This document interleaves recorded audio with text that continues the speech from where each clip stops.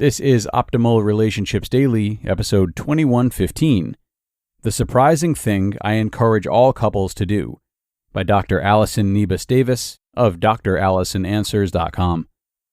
Hello, everybody. I'm your host and narrator, Greg Audino. This is ORD, the podcast where I share articles for you each day in about 10 minutes, and they're all geared towards improving your relationships. And now today, I've got a post for you from an author we haven't heard from in a while, Dr. Allison Niebes-Davis. She is really great for breaking down psychology into simple-to-understand chunks. But today she's going to speak about something even more relatable, that being chores around the house, and how to divvy them up appropriately. So let's get right into it and optimize your life. The Surprising Thing I Encourage All Couples to Do, by Dr. Allison Niebes-Davis of drallisonanswers.com. You probably won't be surprised to hear that most couples argue about the same things: money, family, quality time, romance, and parenting. But you might be surprised to know another major source of stress and tension in relationships: arguing about chores. Arguing over chores is one of the most common and nagging conflicts in a relationship, particularly when the couple lives together. Fun fact, dishes are the most heated and problematic chore of them all. While it may seem silly, the issue of chores is more complex than it seems. Arguing over chores activates all sorts of subtle and nuanced dynamics, plaguing even the sturdiest of couples. You know how it goes. The dishes have been building up since yesterday, and your partner still hasn't made a move to do them. You glare at the sink, silently cursing the fact that you're the only one who seems to notice. The living room needs to be vacuumed after a weekend of movies and popcorn, but you did it last time, so you refuse to do it this time. There's one clean towel left, and you kindly ask your partner to throw a load in the laundry for the third time before finally yelling, "Never mind, I'll just do it myself."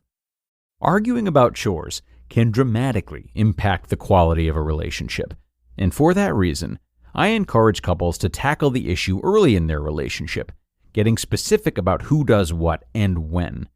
While there are various ways to manage the issue of chores in a relationship, here's the one I recommend most to couples. It's also the one my husband and I use at home. Number 1, start by creating a list of all the household chores that need to be done. Get specific and detailed with your list. Wipe down kitchen counters, take out the recycling, vacuum the living room, wash the bathroom towels, clean the bathroom mirrors and counters, dust in the kitchen. Break each room and chore down into the smallest component possible, listing them out on a single sheet of paper. This should be a collaborative activity between you and your partner, both contributing chores to the list. At this point, don't delegate or assign any tasks. Just write out and agree on what household chores need to be done in the first place. Number 2. Now, going back and forth, have each partner select a chore they'd like to claim, choosing one chore at a time. For example, when Matt and I did this years ago, tired of arguing about chores, we had a list of about 30 chores in total. At this point in the process, he was kind enough to let me choose the first chore. I chose clean kitchen counters as my first chore. Then it was his turn. He chose take out the trash. It was now my turn again. I chose vacuum the living room. Then he chose wipe down the bathroom counters. We went back and forth like this, moving through the list of 30 chores, eventually getting to some of the least desirable chores, including clean the toilets and wash the dishes. With each turn, we wrote our name down next to the chore we just claimed, making it clear whose responsibility it was. Number 3, review the list and negotiate if needed. Look back over what you've just done and see if it feels balanced. Are there any chores that need fleshing out to renegotiating? Now that you see the whole picture, does it make sense to do anything differently? Collaborate in this review process before signing off at the list. Put the list somewhere visible where both of you can see it. Number 4, allow for exceptions. As you make the list, think about your relationship and your schedules. Are there any special circumstances or situations you want to accommodate for? Does one of you travel for work? If so, how does that change the list? Does one of you have a busy season that might require an adjustment to the schedule?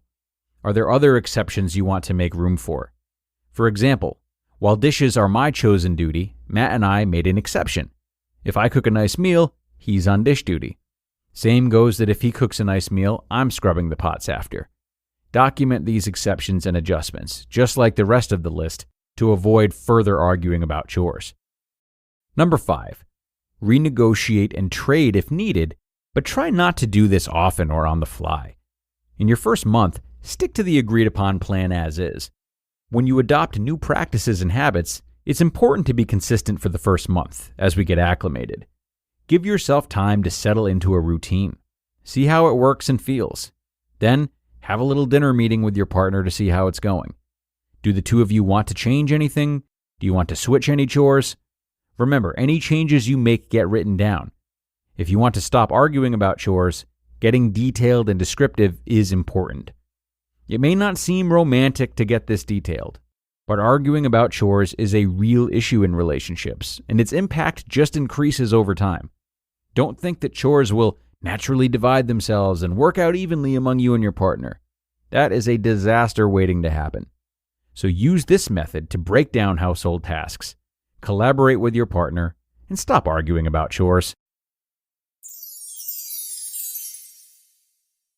You just listened to the post titled, "The Surprising Thing I Encourage All Couples to Do" by Dr. Allison Niebes-Davis of drallisonanswers.com.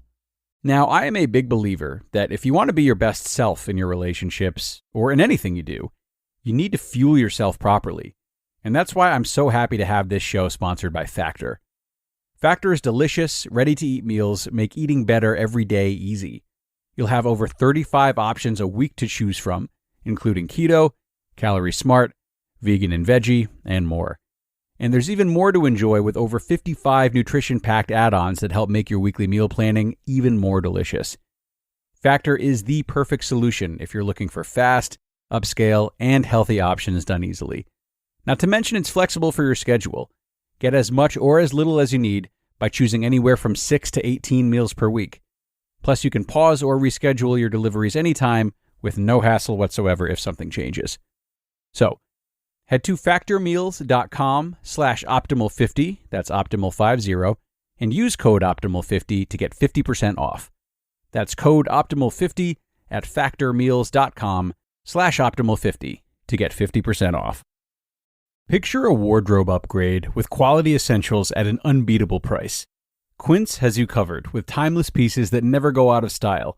You'll have them in your closet forever. Quince has all the must-haves, like Mongolian cashmere crewneck sweaters from $50, iconic 100% leather jackets, and versatile flow-knit activewear.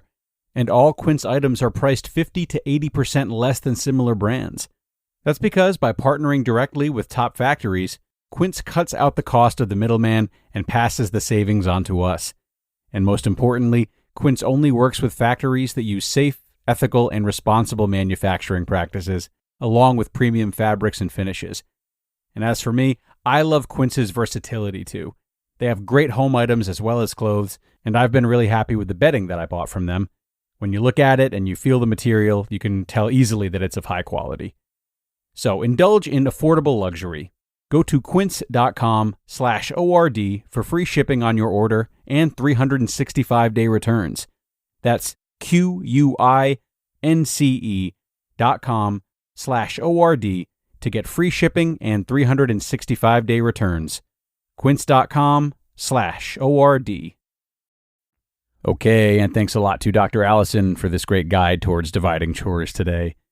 I think she's laid out a plan that promotes communication, fairness, and equality as much as possible.